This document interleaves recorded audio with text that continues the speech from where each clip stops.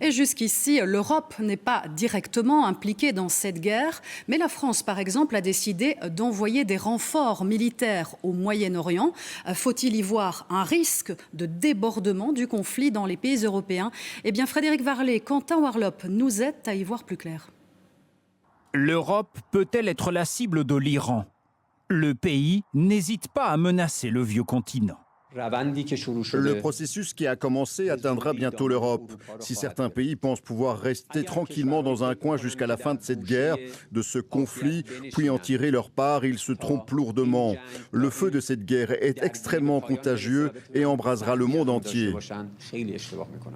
Hier soir, la prise de parole d'Emmanuel Macron était attendue. La France promet de défendre ses intérêts et ceux des pays alliés frappés par la riposte iranienne. J'ai donné ordre que le porte-avions Charles de Gaulle, ses moyens aériens, son escorte de frégates, fassent route vers la Méditerranée. Le déploiement du porte-avions Charles de Gaulle, d'avions Rafale, d'une frégate et de moyens de défense anti-aériens au Moyen-Orient pour la France. L'Allemagne a déjà mis ses bases à disposition des Américains. L'Irlande confirme envoyer un bateau de guerre et des hélicoptères anti-drones à Chypre. Mais tous les Européens ne sont pas alignés. L'Espagne refuse de laisser les États-Unis utiliser ses bases militaires en Andalousie pour leur guerre contre l'Iran.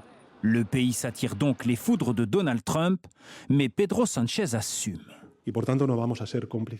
Nous ne serons pas complices d'une action néfaste pour le monde et contraire à nos valeurs et à nos intérêts, simplement par peur des représailles de certains.